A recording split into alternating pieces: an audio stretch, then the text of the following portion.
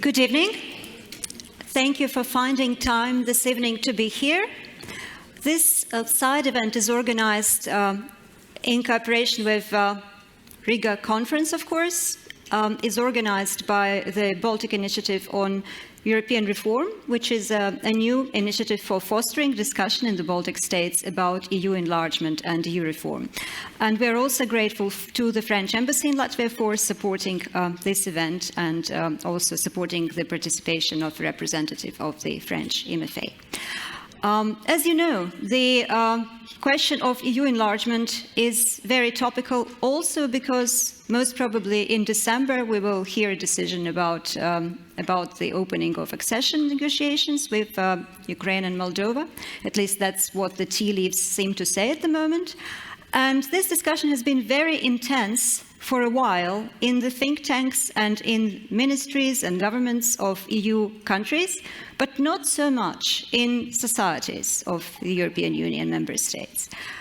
I think it's time that we in the Baltics started having this discussion also in wider society and having these discussions also with our partners from candidate countries, not just from Ukraine and Moldova, but also from other candidate countries in the Western Balkans.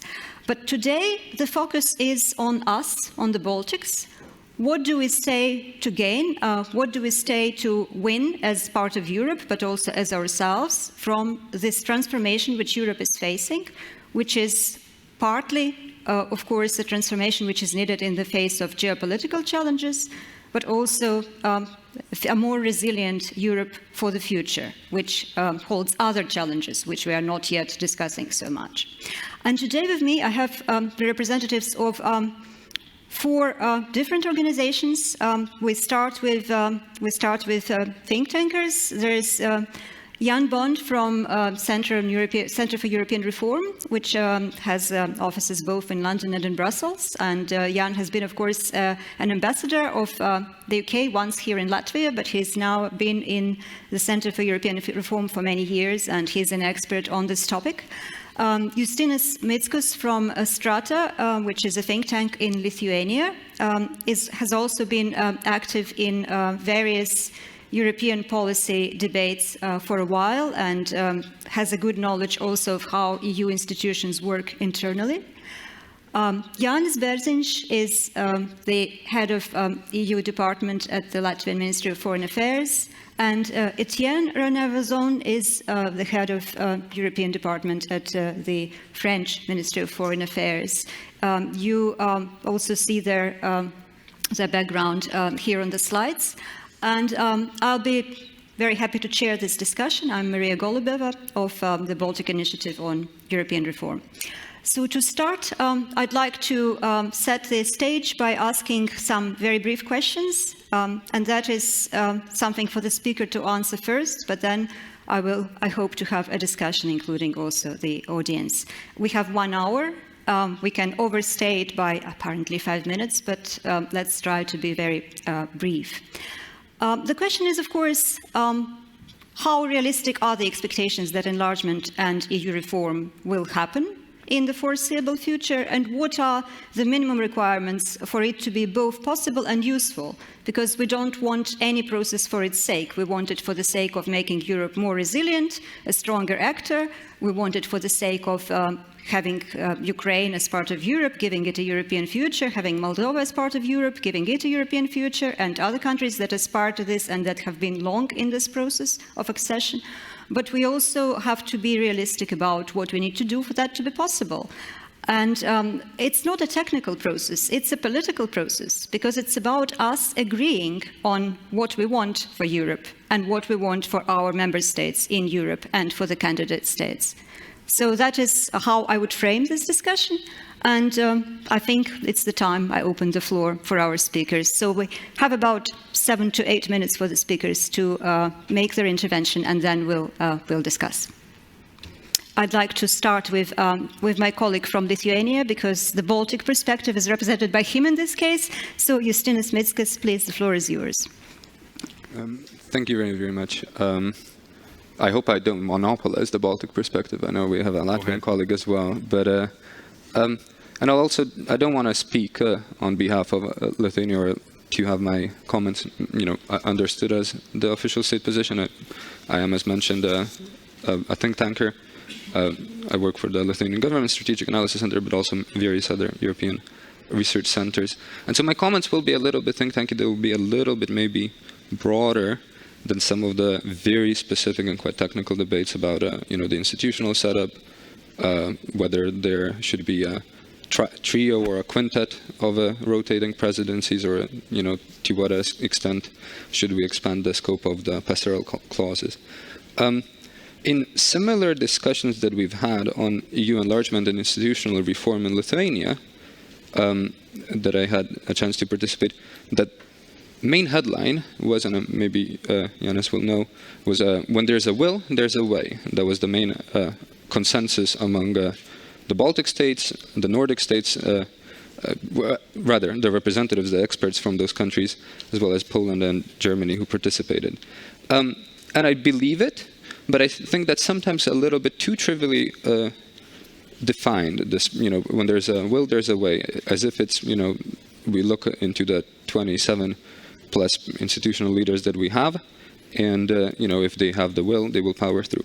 Now, I think that political will does not arise from anywhere in a democratic society, and it's constrained by real domestic factors. And I think the minimum condition for a successful and meaningful enlargement and reform agenda has to, well, it boils down to the question of how to manage these domestic constraints and how to work with the domestic enablers that help, propose this agenda of both enlargement and reform. And I see a couple of main concerns that constrain various EU policymakers in various member states. And one of them is, of course, the constraint that relates to the concern about the future of the key European values as we expand to the East and the Southeast, and specifically how we uphold, given the somewhat unfortunate experience with a couple of previous enlargement member states, how we uphold the union of values in the enlarged union. So I think that a minimum condition, and that's, I think, a very real constraint, even though it shouldn't be overstated, because for the two cases of grave concern, or up until now 2 cases of grave concern, Hungary and Poland, there have been many new EU member states that have successfully managed to consolidate their democracy further. In the whole narrative of democratic deconsolidation, such factors as institutional setups of electoral policies and crisis events such as the financial crisis are super important, that are hard to replicate or hard to project immediately onto the new candidate countries. But these are real constraints. So I do think that the centrality of our commitment to our values, the rule of law, democracy, free elections, freedom of speech, etc., is, it's corresponding to a real demand across the states, as well as it is a strategic choice for us to make, because committing to them, placing them front and center, demanding that these deep and real reforms from our candidate countries is actually a very helpful tool to make the enlargement a sustained success. And to the extent that we can also, in the mobilization of enlargement, expand some of the EU's own laws and institutions to better protect the rule of law and other values. I think that's the first step. But the second step, I think, and the other key domestic constraint, I think, that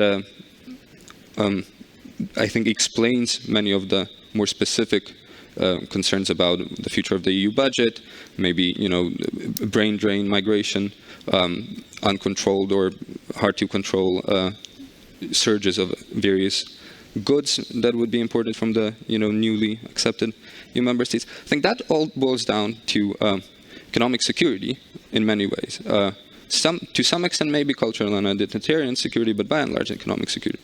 And so, when thinking about what we can do to manage the domestic constraints and enable the domestic sort of proponents for enlargement, I think that we can come up with a positive case for enlargement and reform by centering on economic security agenda, but not only as conceived currently in the EU, which is primarily geoeconomically, geostrategically, quite large, top-down vision of economic security, but also the social dimension, and really arguably the traditional dimension of economic security.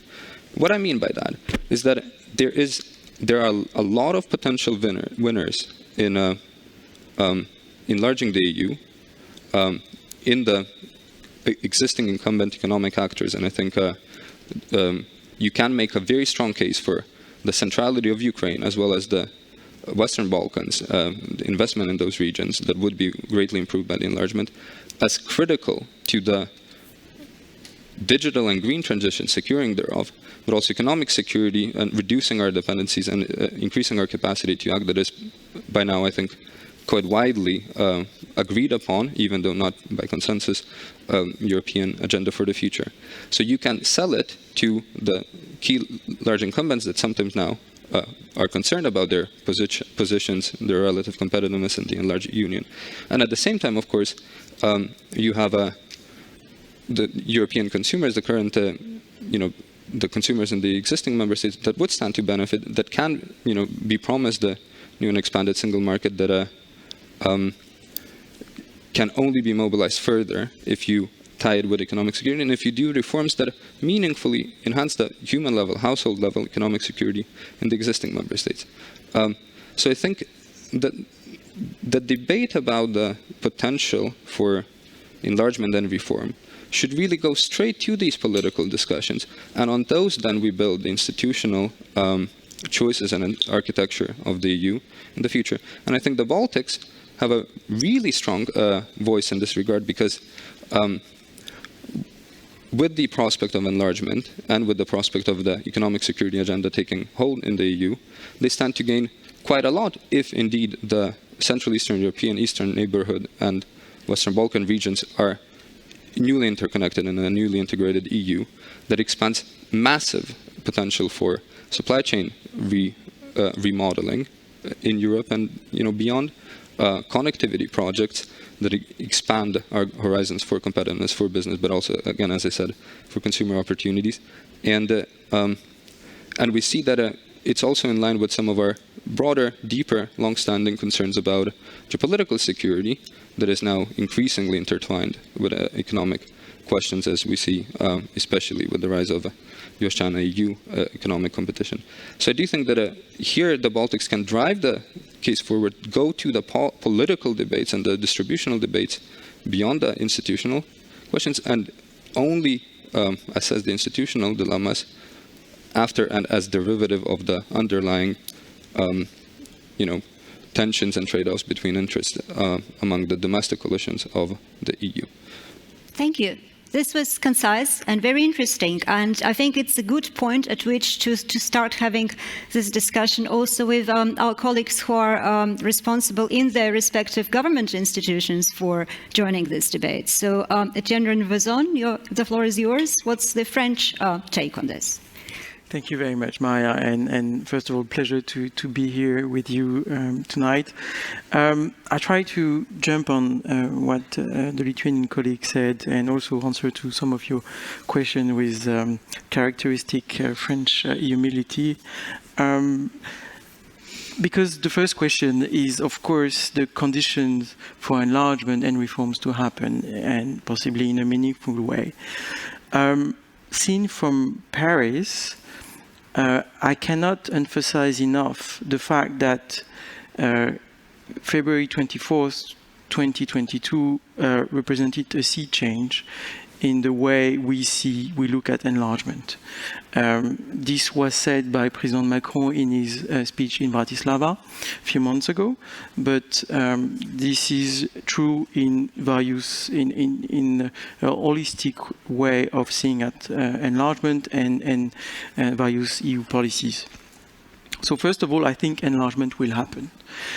President Macron said so. It's not if, it's not when, it's how.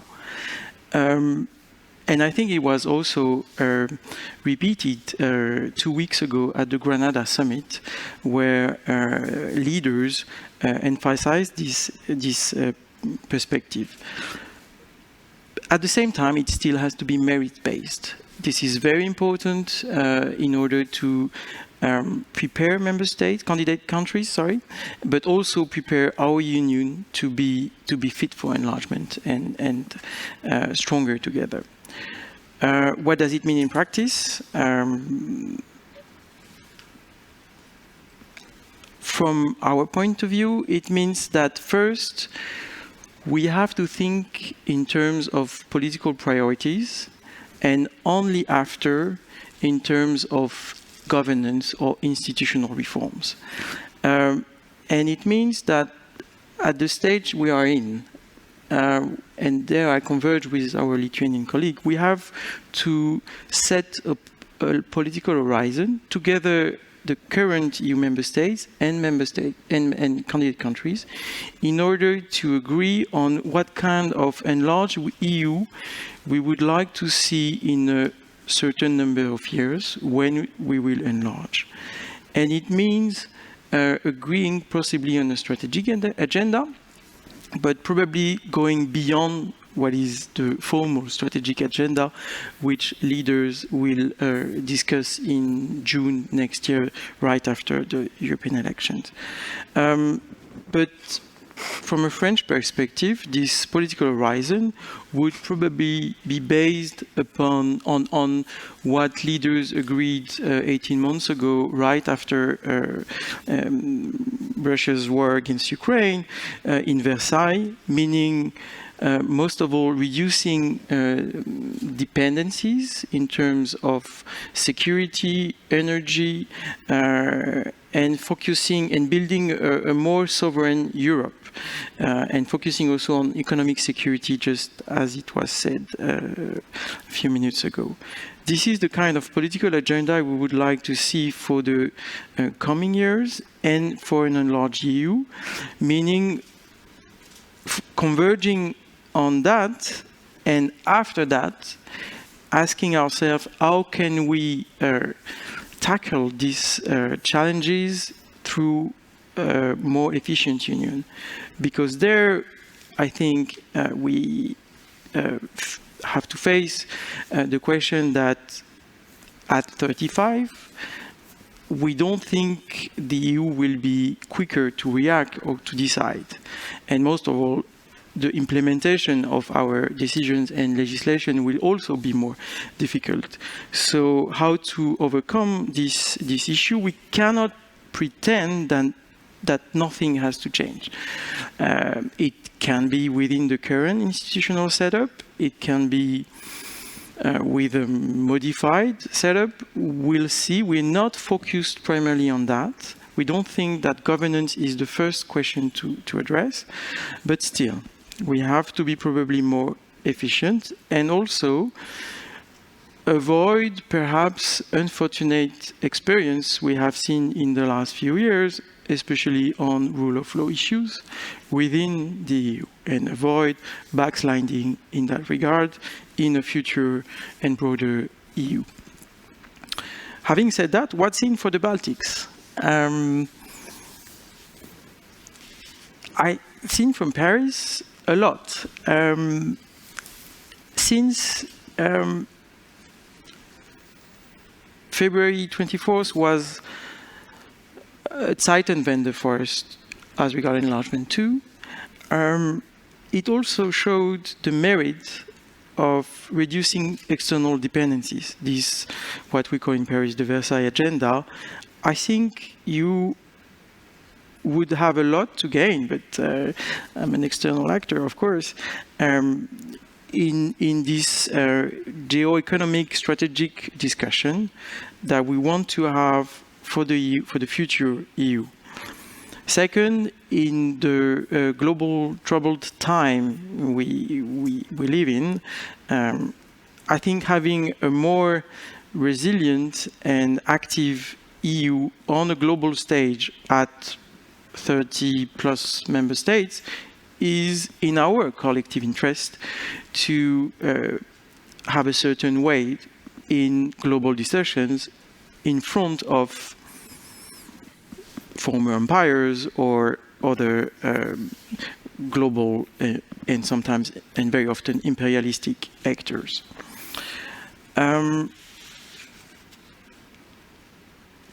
I think the Baltics can also have a very constructive role in that discussion, combining together the concrete prospect of an enlarged EU, which you've always supported, but also the need to have a more efficient and perhaps more democratic EU in a decade or so, by emphasizing precisely this, the need to converge on certain political priorities that I just mentioned on economic security, reducing dependencies. This is especially true because one of the actors we will probably keep facing in the near future is obviously Russia, and having a stronger EU, even enlarged to Ukraine, is in our collective interest, but for that we need to be stronger, more resilient, and more efficient. This is a point you can make within the EU, but also with other third partners. Another aspect you could be also, where you could also be very constructive is working on the substance of the internal reform we need. Not too much, perhaps, but especially I think about policies. Having a EU at 35 member states means also facing difficult questions in terms of internal policies. And there we need all member states to have the figures right, to look specifically at what aspect of policies we need to reform seriously as soon as possible, so that we are fit for the enlargement negotiation that will take some time. In a nutshell, for us, enlargement means and is designed to have a stronger EU, but for enlargement to be successful, we already need to have a stronger EU because for enlargement to be a success, a stronger EU is also a necessity. Thanks. Thank you very much. Thank you. A lot of food for thought there as well. And I'd like then to continue with Jānis Bērziņš from the Latvian MFA. Thank you, Maria. I like what you said initially. Where there is a will, there is a way. So the question is always, what do we want? And first and foremost, we want a stronger geostrategic Europe as a global actor. We also want a bigger single market. We also want stability on the continent, which can be achieved if our inner relations are based on rule of law, our differences are settled at the negotiation table, and, if need be, in a court. This is what we want. So EU enlargement can be meaningful in itself, and I would argue that it can also happen irrespective of reform. Being honest, the two are combined due to the nature of the prospective states for enlargement themselves, not because of enlargement as such. If we were to contemplate, for example, a new candidate country like Norway, Switzerland, Iceland, Andorra, Liechtenstein, or United Kingdom, as candidate countries, I mean, they're not applying, but if they would, right? We would not have a debate on reform. We would not have concerns, because these countries simply share the values we have, and we know instinctively that they are part of us.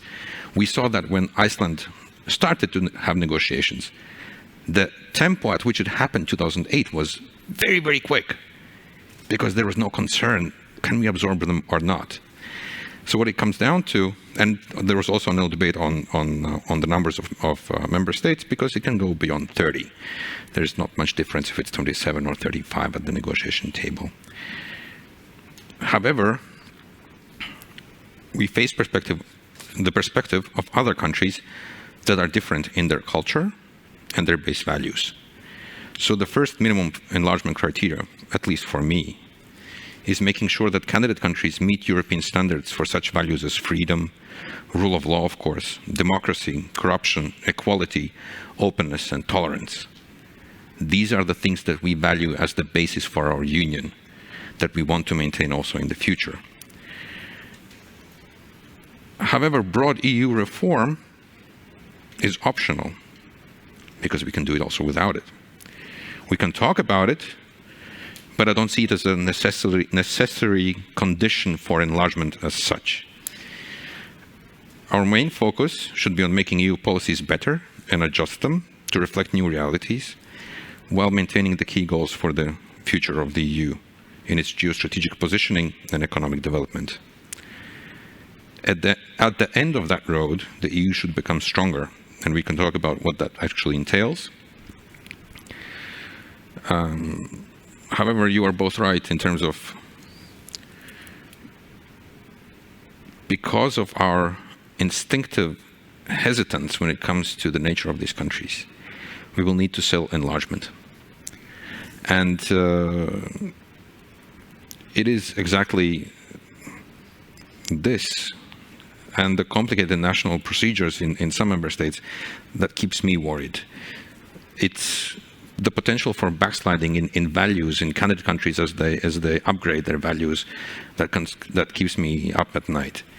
So these are the basic issues for me first and foremost. How do we safeguard our values in the future? Thank you very much. This was a very interesting intervention. I immediately found some points with which I wouldn't agree, but it's not my role here. So I will hand the floor over to Jan Bond from the Center for European Reform. And after that, I hope we still have a little bit of a discussion. Jan, the floor is yours. Great. Thank you very much, Maria. So I think this is a very interesting discussion. It's very interesting for me as a Brit to be on this stage at all. I would love to think that one day we will be back in the enlargement queue, although it seems rather unlikely at the moment. But it does strike me actually that you're rather too optimistic in saying we wouldn't need any reform in that case. Because one thing about the British is that we were never afraid to wield our veto. Now, I think that there are some countries among the current group of candidates who might be more problematic in that sense, who might want to yield a veto. But I think there are also a number of countries which actually, perhaps rather like the Baltic States back in the day, would be more inclined to want to show that they were good European citizens. And I think the question is, first, how do you encourage the applicant countries to focus on that? And secondly, how do you keep that in place even after they have joined? One of the problems that we saw with the 2004 and subsequent enlargements was that EU conditionality was extremely effective up to the very moment where countries joined the EU. And at that moment, you had a certain freedom to depart from EU norms and values, which some countries, one or two at least, certainly exploited.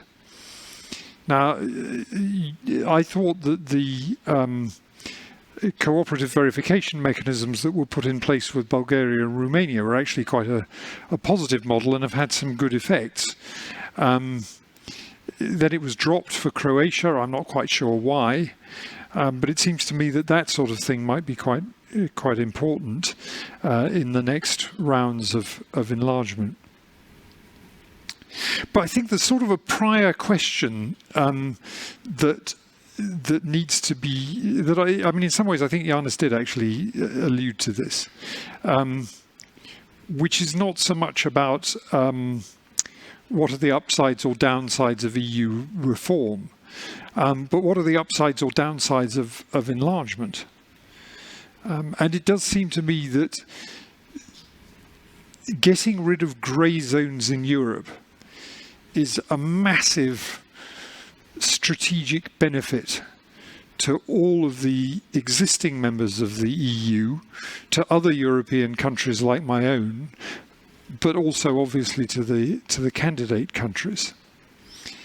And I think it's worth thinking about whether the price that you pay in the efficiency of decision making in the EU is nonetheless worth it in those terms. I would say that it is. I mean, I think if we had responded more positively to Ukraine's interest in EU membership some time ago, we might have had more influence on the internal political developments in Ukraine, looking back a decade or more. And we might already have eliminated the grey zone that encouraged Putin to move in. I've spent quite a lot of time over the last 18 months saying that nothing provokes Vladimir Putin as much as weakness. It's not our strength that provokes, it's our weakness. And I think leaving countries in the grey zone has been a big mistake. Okay, I can see that we're relatively short on time. I will say a little bit about reform. So the first is, I think it's incredibly important that we do not let it become an alibi for not enlarging. There is always that temptation, and to some extent I would say that's been the case and the curse for the Western Balkans, that you had a number of countries that said, well, we really can't move anywhere on this until we have done something about our own processes. And that tends to freeze the grey zone indefinitely. I think we need to look at the potential in the existing treaties, because there is quite a lot of potential. You can actually move quite a lot of decision making to a qualified majority basis in the very few remaining areas where it's still based on unanimity, without having to revise the treaty. And to the extent that in order to revise a treaty, not only do you have to achieve unanimity in the Council, but you also have, in many countries these days, I mean, some rather large countries, including, I presume, France, you would have to have a referendum. I think there's a lot to be said for trying to find ways forward within the framework of the existing treaties. I mean, if you take the common foreign and security policy, which is an area that I've spent a lot of my time one way or another dealing with, not just in the think tank sense, but also as a practitioner, there's quite a lot that you can do through constructive abstention, through coalitions of the willing, through permanent structured cooperation in the defence area, that you don't have to revise the treaty to achieve, and that would enable countries to opt in and opt out as they were ready, as the rest of the EU was ready for them. So I would definitely look in that area. I think it really is time that we activate the thing which has been out there since the Treaty of Lisbon on reducing the size of the Commission. Again, you don't need a new treaty. You basically need a vote in the European Council to activate the provisions of the Lisbon Treaty that would reduce the number of commissioners to I think it would be 2/3 of the membership. And some people say, well, this is politically completely unacceptable. And yet the countries that are in the Eurozone manage to operate a system for governors of the European Central Bank, which means that some of the time, some countries, including quite major countries, don't have a governor on the board of or a director on the board of the European Central Bank. So the one area that I see as a big practical problem is the money. And I think that's something that you really do have to confront. Because whatever happens, Ukraine in particular is going to come out of this war in need of an enormous amount of economic reconstruction. And that money will have to come from somewhere.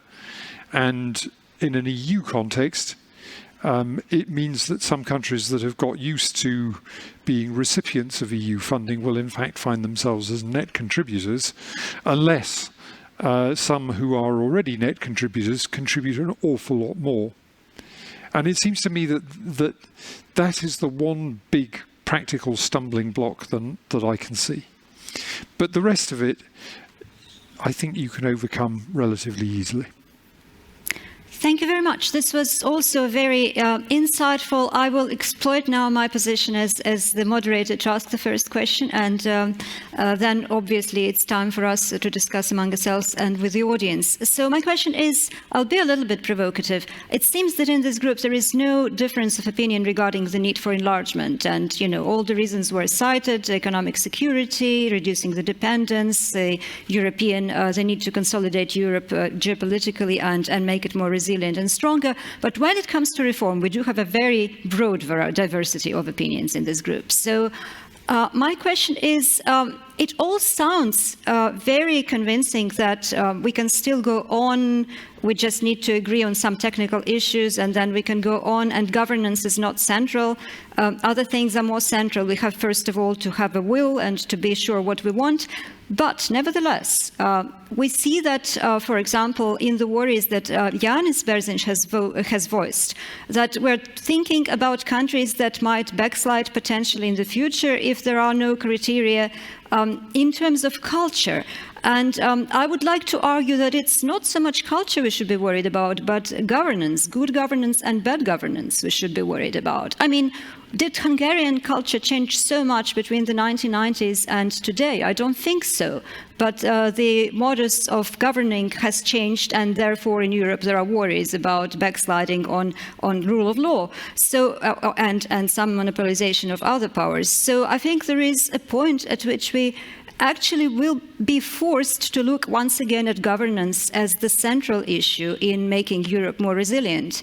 And then whether the technical solutions, such as the majority agreeing on qualified majority voting in some cases, whether those will be enough, or we will need a more substantial discussion, as Ivan Krastev mentioned somewhere recently. We need to look at a transformation rather than just enlargement and reform of Europe. So do you agree or disagree? And I would be particularly interested maybe to hear Jānis and Jan in this case, because you both expressed some skepticism about the need for reform. So it's a challenge to you in a way. Okay. I wonder where I should start. I'm going to start by saying, first and foremost, the EU is neither sick nor inefficient. It has been an extremely successful organization in overachieving its goal. Its initial goal for achieving peace in the continent, its secondary goal on building a single market, and where we are now is in a phase since approximately 2004, where we are trying to decide what to do next. But global competition has sharpened since then. The what? Global competition. Well, many things have changed since then. And what we disagree on, and what we often mislabel as a governance issue, is our disagreement or where we want to go next. There are some member states that say we want a more federal union. There's a majority that says they are very happy with the current balance. And then there are a few that say they want less Europe. They want a more nationalistic approach to their own interests and protect their own interests and not the common interest. It's maybe not a change of culture in itself, but it is a change in the mood of the society in these countries on what they value above all, themselves or their involvement in a bigger project. And this is where we're coming from, that we need to find a common basis on which to operate, because that is what is stopping us right now. It's not the nature of how we take decisions, but about our disagreements on how we want to live together in the future. Thanks. Jan, do you have points to add to that? I mean, I very largely agree with that. I think there's one thing that I would say, which is it's not about so much the culture of Hungary, it's about the culture of the rest of the EU. Would you like to It seems to me that at the beginning of the problems that we had with Orban, there were a lot of organizations in Hungary itself raising red flags and saying, you know, you need to pay attention to the erosion of the independence of the judiciary, the freedom of the media, the crony capitalism, and so on. And I'll be extremely blunt. Led by Angela Merkel, the EPP protected Viktor Orban for year after year after year, when it was very obvious that he was fundamentally undermining the institutions, the independent institutions in Hungary.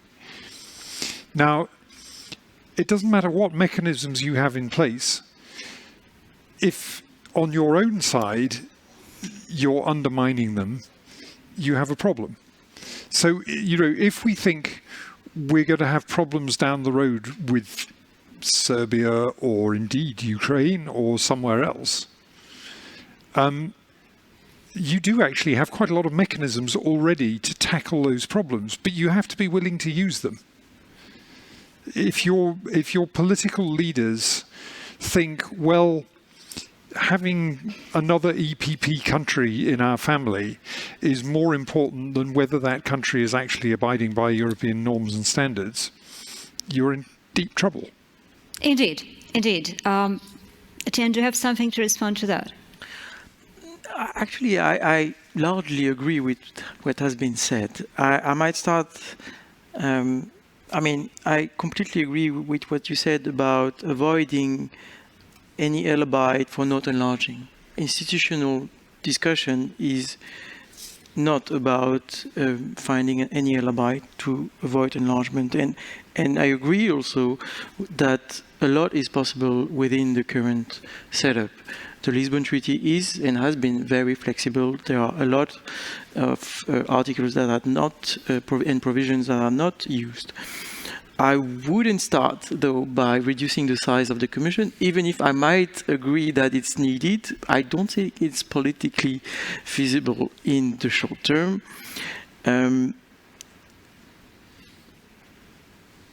But I might a bit disagree when we say it has always, or overachieved always. Over the long run, since the 50s, yes, I see many internal policies or even external policies where the shortcomings are huge. I agree it's not necessarily due to governance issue, and we have seen that for instance, migration policy being decided by QMV is not the solution to the political disagreement among member states. Exactly. I completely agree, and it's very possible, very even perhaps likely, that having QMV in foreign policy will lead to the same result, meaning even less successful implementation or less ownership of decisions. That I agree, and that's precisely why we don't think that institutional reforms has to be center staged or first in the discussion.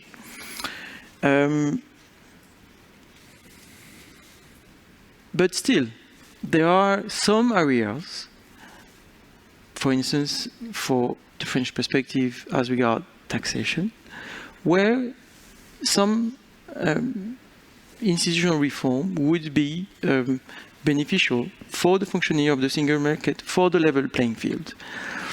It's not key for selling enlargement, but it would be positive. But the bottom line still is, and you mentioned public opinion, and we will have elections, that we need to convince public opinion about the need, the necessity of the future enlargement. And for that to happen, I wouldn't start by the institutional discussion. I would even avoid it in the first place, and rather start by the political horizon we want to look at, and to where do we want to be at the end of the next decade in an enlarged EU.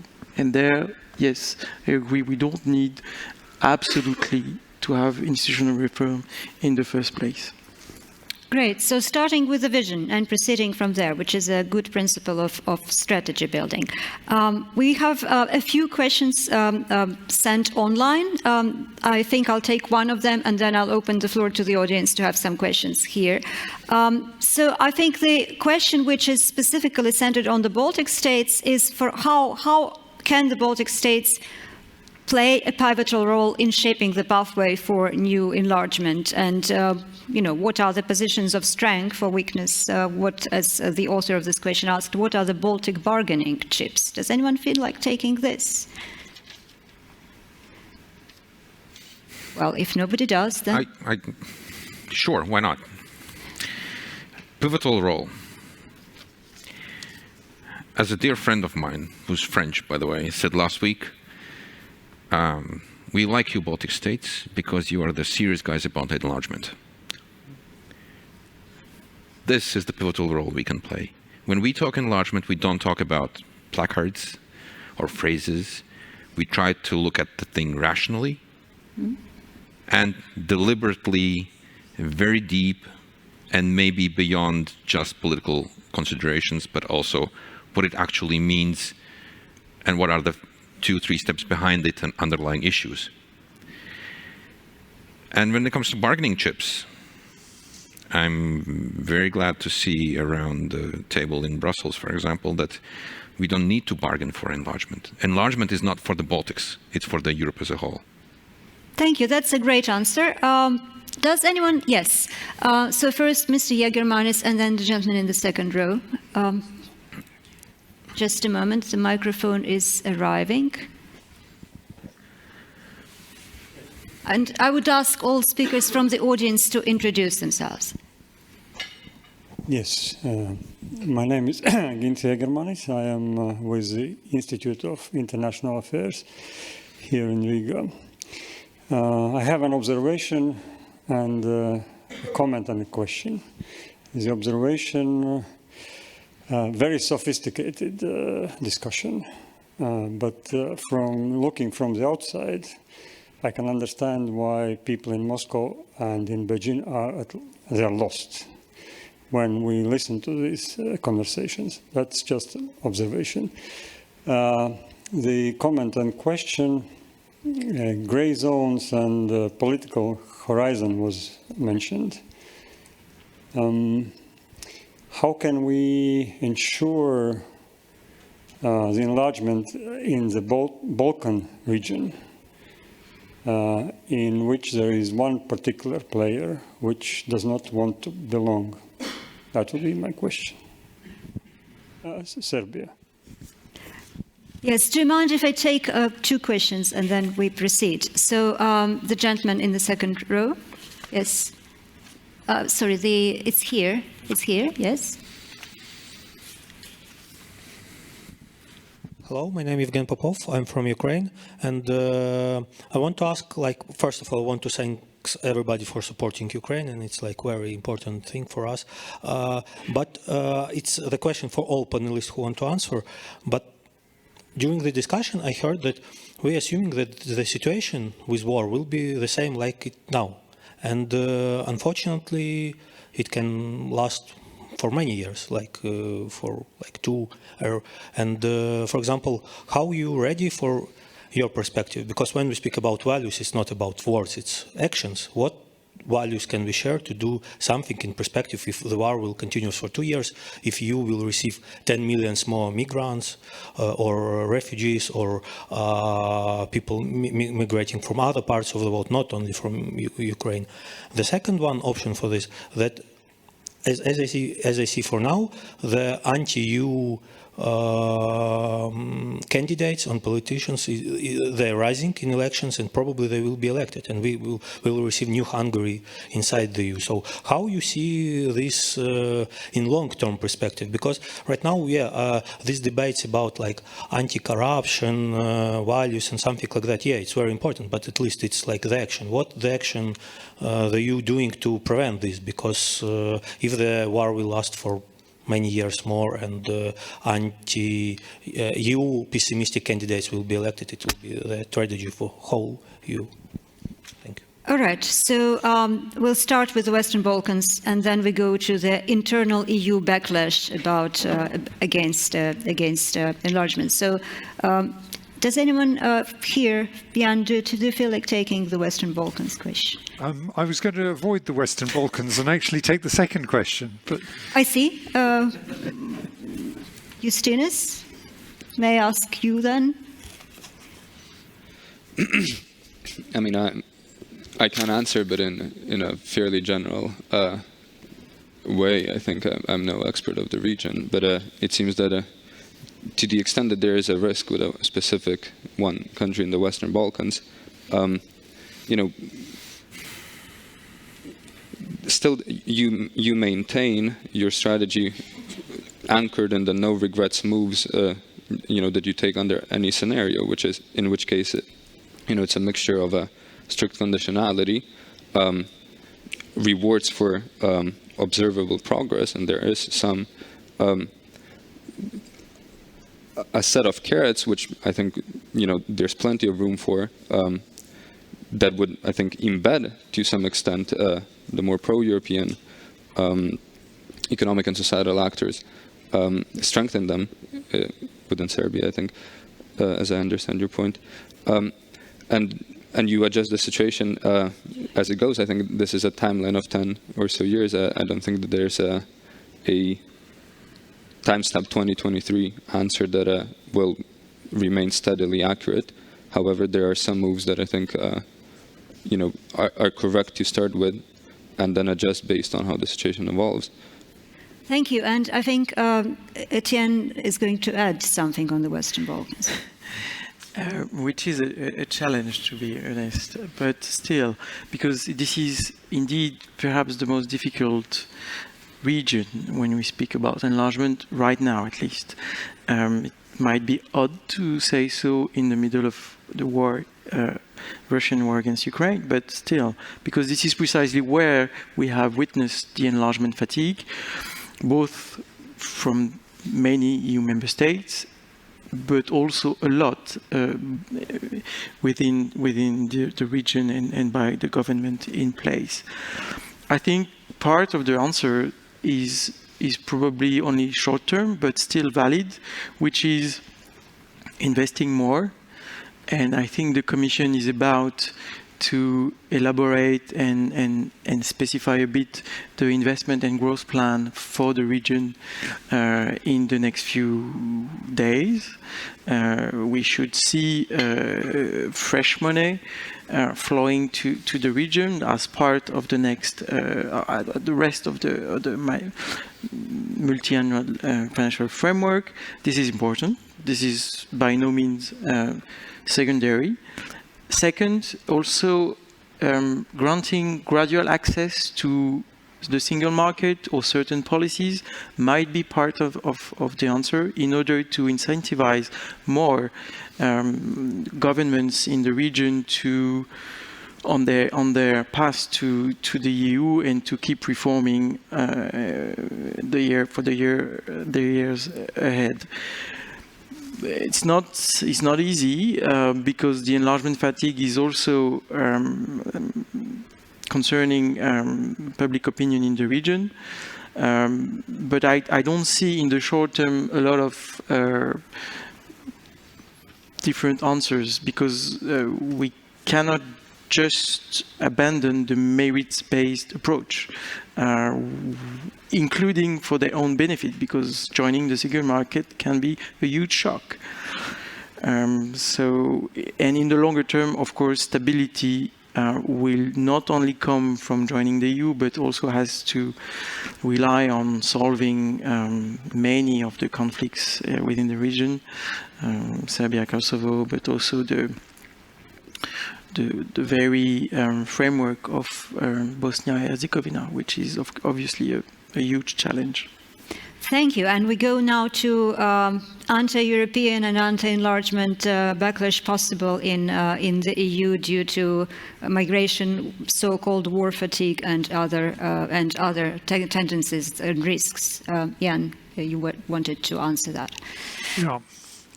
So I'll take the second part of your question first, which is about the rise of anti-EU candidates.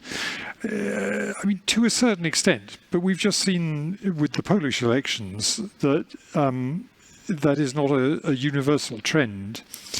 I mean, if I can claim some benefit for Brexit, one of the benefits is actually that it has persuaded a lot of previously anti-European politicians in Europe to moderate their language. Now, I'm not saying that, you know, were Marine Le Pen to become the next president of France, she would be an easy partner for others in the EU to work with.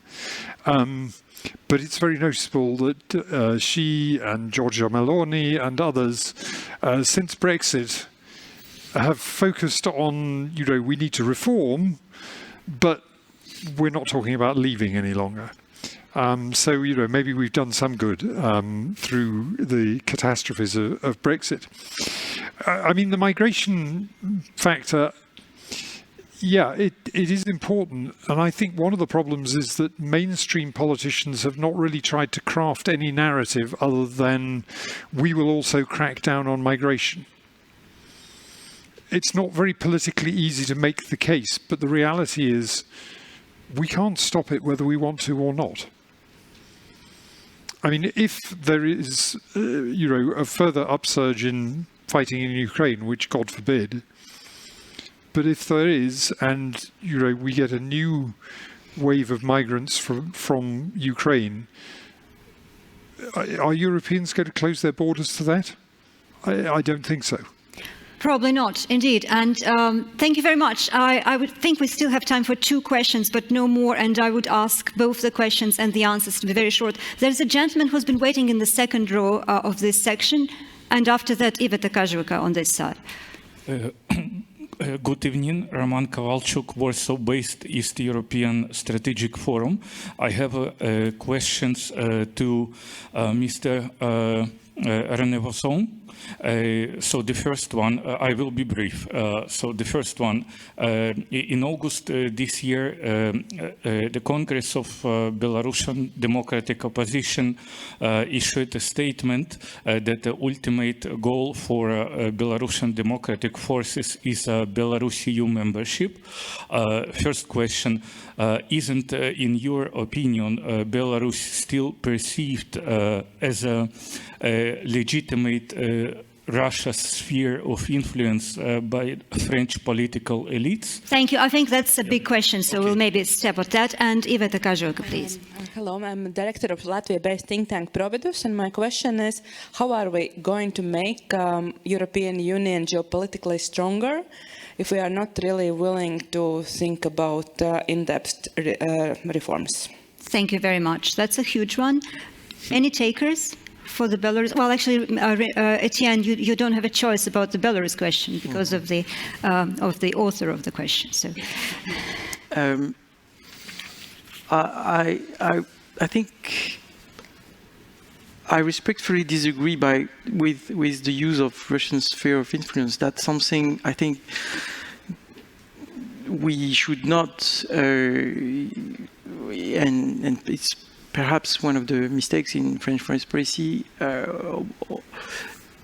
that it was perhaps too often used, and I would no longer even think in that terms for the future, and so by no means about Belarus.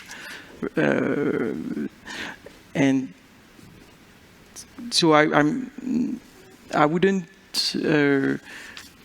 think in that terms at all. You know, thinking about, does it belong to Russian sphere of influence? I don't want, our goal is that Belarus is able to decide sovereign of its future in a sovereign way, and our hope is for a democratic future. That's our goal, and we don't want to think in terms of Russian sphere of influence at all. That would be the bottom line. Thank you. Thank you. And as I understand, Justinas would like to comment on the other question. On, I'm sure that everybody wants to comment on it, but I wanted to make sure that I could have a chance as well. Just very briefly, I think the question, I don't know if any of our panelists would agree that we don't want reform, however, we want a serious geopolitical actor. Certainly, I didn't mean that, because I think that the specific quibbling was with the fixation on institutional reforms and specifically decision-making, etc. You know, I do think that there is not only ample space, but ample need for reform of the EU to become a serious geopolitical and geoeconomic actor. That's what I highlighted with the emphasis on economic security, which pertains to what do we use the EU budget for. I think that, and that ties into the practical money aspect. I think that there is good discussion to be made, and I think increasingly, within a couple of years, Central Eastern European countries that become ineligible for cohesion fund, that become net contributors, will be very actively discussing what do we use it for, what do we buy with it. Secondly, the Eurozone and our economic governance, infrastructure, trade policy, and competition policy frameworks, all of those, I do think, are ripe for some more or less incremental reform. I don't think that they are reducible to institutional reform, and certainly they're not what the enlargement in institutional reform nexus is currently focused on. So I do think that there is a reform to be based, and I do think, again, as I emphasized, the Baltic States, which are very sensitive to some of these questions, have a role in, as Jānis said, being the serious players and sort of steering the discussion to something that's a little bit more meaty, maybe, than the questions of QMV, etc. Not saying that those do not have a place and those are not serious, but I think that the emphasis was redirected. yes, well, I would allow myself to reduce Iveta's question to a very, very blitz type of sub-question and ask the remaining three speakers to contribute. So would you say that in foreign and in common foreign and security policy, we need to do away with unanimity in order to be geopolitically stronger as Europe? Maybe I'll start. I mean, I have to be brave, right? And I'll say it again. The EU is very capable to respond to crisis. COVID-19 response, very capable. Response to war in Ukraine, very capable. Solving the financial crisis, very capable. Wherever our goals align, we are capable to do the things that need to be done. What I want to emphasize once again is that what we really need is a larger coherence on our values and understanding where we want to go. Because if there's one odd out saying that's where you all want to go, but I want to go somewhere else, like Mr. Orban sometimes does. The point I'm trying to make is that the next step of evolution in the EU will not be a legal one. It will require a cultural change. So a long time then. Thank you very much. Jan, what would you say? So I think the EU's great geopolitical power lies actually in its values. I mean, that's what has given the EU such a pull, what is now pulling Ukraine towards it, the Western Balkans towards it, and so on. Maybe not everybody in those countries goes along with that. You know, I suspect that Alexander Vučić has a different set of values, but there are clearly a lot of people even in a country like Serbia who do share those values. So I'm kind of skeptical that the internal, it's paradoxical when I come from an organization called the Centre for European Reform, but I'm slightly skeptical that, you know, institutional tinkering makes the EU more effective on the international stage. What makes and keeps the EU effective on the international stage is if it lives up to its values. Thank you. And Etienne, well, it falls to you to say the last response to this one. Wow. But actually, might be a bit too Brussels-minded, but I see room for convergence, actually. I both agree with the fact that the EU is capable of responding to crises, including in foreign policy. I mean, we have 11 sanctions packages. It was perhaps a surprise to many. And at the same time, I see merit in having perhaps marginal gains in efficiency. I don't think that when the EU is blocked in whatever UN forum or on certain statements or in just changing some sanction packages, because we are blocked by one member state, this is good for our collective effort and our collective setting on the global stage. It's not the priority, but we can still be more efficient. Or for our resilience in times of geopolitical crisis. But thank you very much. I really enjoyed listening to you all. I hope that the questions have been not too sharp. I tried to be polite. And thank you very much, everybody, for listening to us. And for those who are here in person, there is also an opportunity to stay and continue your conversation outside, maybe with a glass of wine, courtesy of the French embassy. Thank you.